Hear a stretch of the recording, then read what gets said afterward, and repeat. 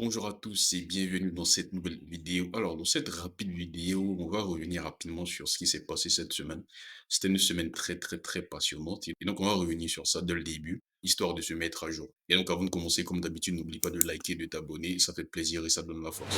Alors, très tôt cette semaine, les choses ont commencé avec Trump. J'en avais parlé dans la vidéo analyse fondamentale de la semaine. Et donc, la mise à jour au niveau des tarifs, je disais que on attendait les négociations entre Trump et le Mexique et le Canada, mais encore plus le Canada parce que le Mexique s'était déjà fait, il y avait déjà eu un accord, une prolongation de 30 jours.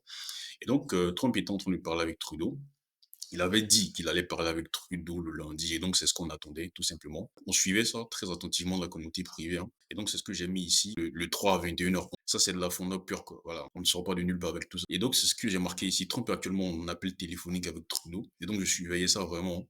Vous aurez pu aussi le faire sur Financial Juice assez facilement. Et donc on se doute bien que, bon, après l'appel, Trump, il va dire ce qui s'est passé. Il y a prolongation, soit il y a accord, ou il n'y a pas accord. S'il y a accord, ils vont prolonger, comme le Mexique. S'il n'y a pas accord, les tarifs vont entrer en vigueur le mardi, voilà, les 25%. Et donc, s'il y avait accord, l'USD-CAD allait chuter.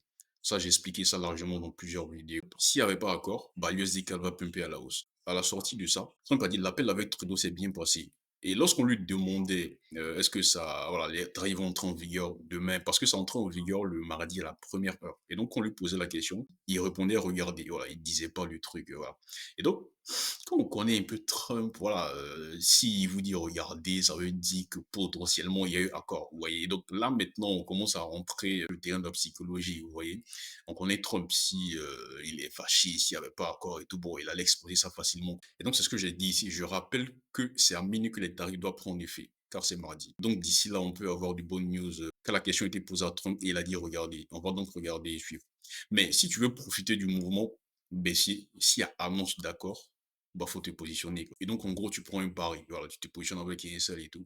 Donc, c'est ce que j'avais dit ici. C'est possible de short l'USD CAD maintenant, mais ceux qui le font doivent avoir en tête que c'est du pari. Pourquoi je dis que c'est possible de short maintenant? C'est par rapport à ce que j'ai dit tout à l'heure. Mais lorsqu'on regarde les propos de Trump, en disant que ça s'est bien passé, la balance penche vers accord. Voilà. Et donc, Trump a dit, regardez, bon, si on le connaît un peu, voilà, on peut s'en douter, quoi. Mais ça reste quand même un pari à prendre, vous voyez. Et donc, moi, j'étais rentré là, hein. J'étais rentré, j'attendais juste une confirmation d'accord ou pas. Donc, j'étais rentré là avec un SL ici, un TP ici. Et donc, même pas quelques minutes après, il y a Trudeau qui est sorti pour dire que les tarifs américains seront retardés de 30 jours. Voilà. Donc, automatiquement, quand ça s'est sorti, l'USD-CAD a chuté. Et donc, personnellement, j'ai profité de ça. Il y a aussi d'autres mondes qui ont profité de ça, d'autres membres dans la communauté privée, hein, voilà. Donc on a chuté. Au fur et à mesure, moi, je prenais des profits. Et donc, je suis toujours en position d'ailleurs. Et donc, ça, c'est la fonda appliquée sur le terrain. C'est pas des paroles en l'air. C'est-à-dire, tu vis la fonda, au fait. Tu appliques tes connaissances que tu connais pour faire des profits. Voilà. Et donc, ça, c'est de la communauté privée des membres de la formation. Vous pouvez nous rejoindre, c'est le premier lien en description. Et donc, je disais que par rapport à l'USDK, je suis toujours en position. Je vais vous montrer, j'ai encore baissé le TP ici. Parce que je pense qu'il y a encore voilà, il y a encore de la marge pour baisser. Donc, je suis toujours en position, tout simplement. Et donc, suite à cet accord-là, à quoi on pouvait s'attendre sur la semaine? À ce que le CAD performe, à ce que le dollar canadien performe. Mais il faut dire quand même que la PNI a performé sur la semaine, hein, voilà.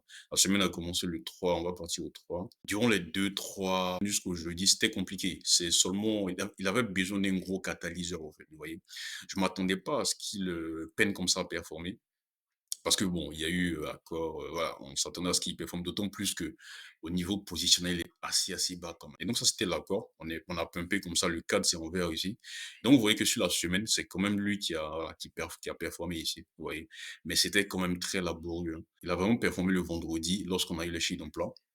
C'était un gros catalyseur qui l'a boosté à la hausse, on va en parler tout à l'heure. Vous pouvez s'attendre à ce que le cadre performe sur la semaine. Et donc, quand tu as ça en tête, les choses deviennent un peu plus faciles. Dans ta tête, tu veux acheter du dollar canadien sur la semaine. Voilà.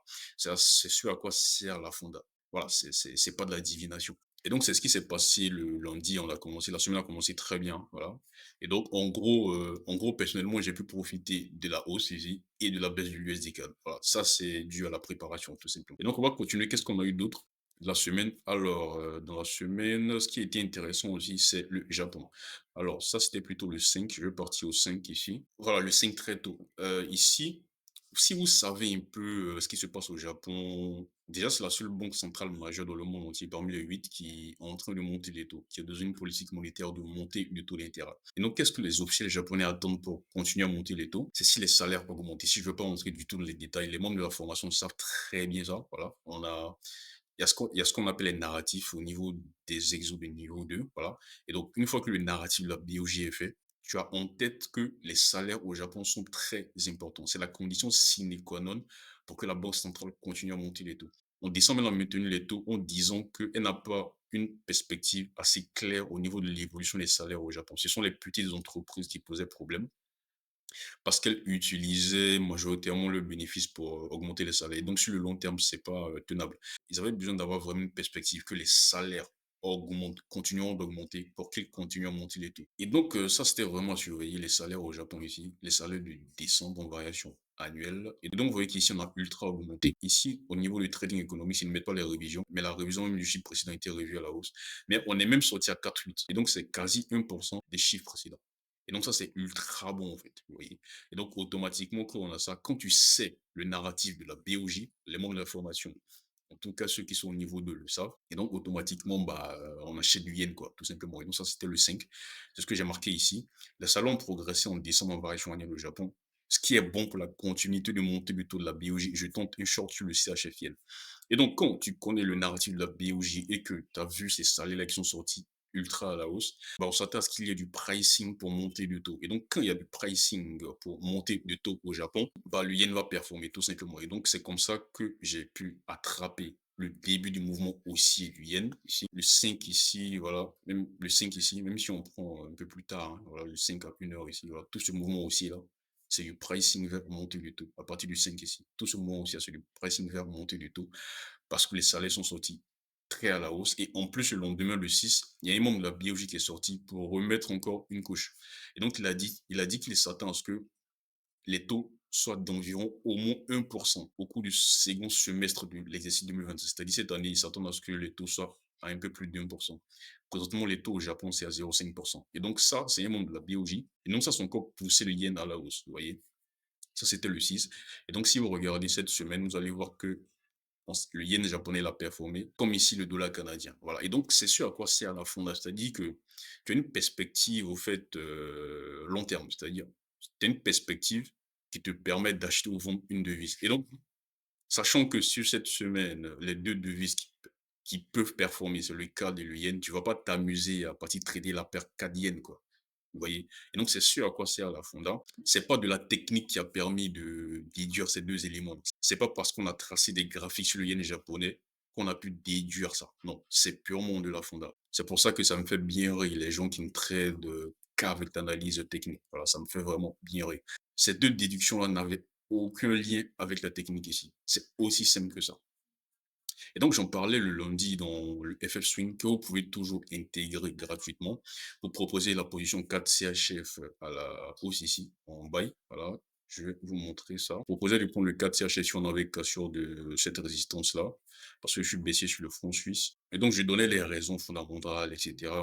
Pourquoi est-ce que je disais de surveiller cette paire-là à l'achat? Voilà, 4 CHF ici. Et donc, comme je disais, le 4 quand même peinait à performer malgré l'accord de 30 jours qu'ils ont trouvé avec les États-Unis. Donc, moi, j'étais rentré au début, mais après, je suis sorti parce que le cadre vraiment peinait. Voilà. Vous voyez qu'on a vraiment tâtonné ici. Donc, c'est qu'on a brisé ça. Qu'est-ce qui a permis de briser ça? Ce sont les chiffres d'emploi au Canada. Voilà, c'est ce que j'ai mis ici, entrée 4 CHF. On a eu vraiment de solides chiffres d'emploi au Canada. Ça, c'était plutôt le vendredi hier.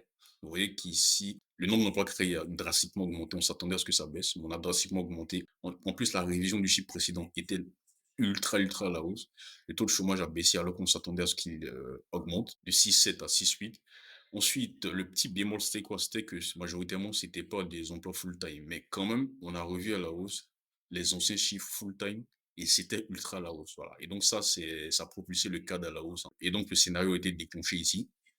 Et donc, moi, je suis rentré en position, tout simplement. Et donc, ça, c'est dans le FF Swing Trader. Vous pouvez toujours intégrer ça pour le tester gratuitement jusqu'en fin de ce mois. Voilà.